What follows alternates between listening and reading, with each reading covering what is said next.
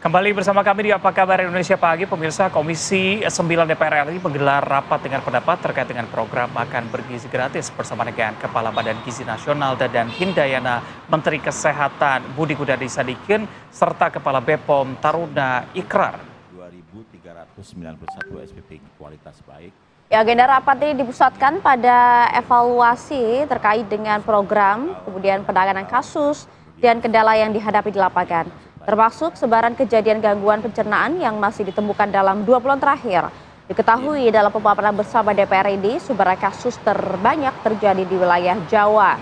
Sebagian kasus terjadi karena SOP tidak diikuti secara ketat, seperti pengolahan dan distribusi makanan yang melebihi batas waktu, serta kualitas bahan pangan yang ternyata tidak terjamin. Sejumlah langkah perbaikan dilakukan, diantaranya adalah penutupan sementara SPPG yang melanggar SOP, penerapan sertifikat laik higien dan sanitasi, kemudian juga hingga perintah Presiden ya untuk penyediaan alat sterilisasi air di seluruh unit.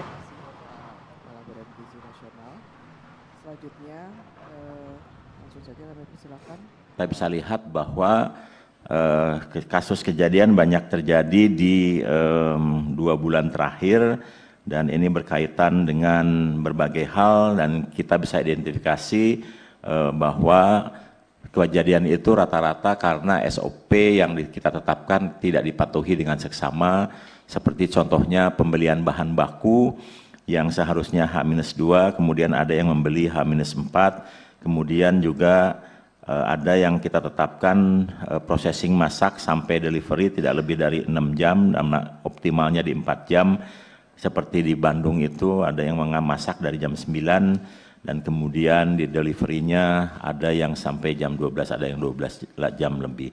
Jadi dari hal-hal seperti itu kemudian kita memberikan tindakan bagi SPPG yang tidak mematuhi SOP dan juga menimbulkan kegaduhan.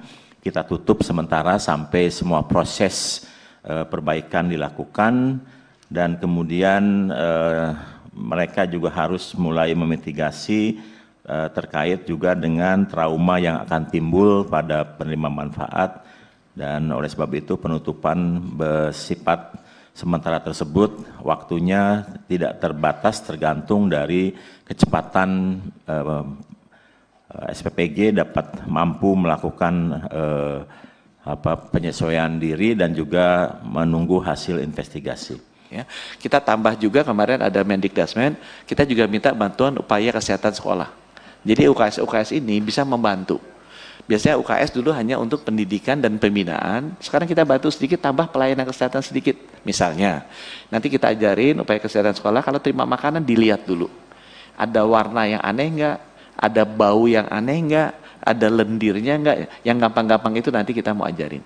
Sehingga kalau nanti masuk, bisa mencegah nggak usah dimakan duluan. Ya.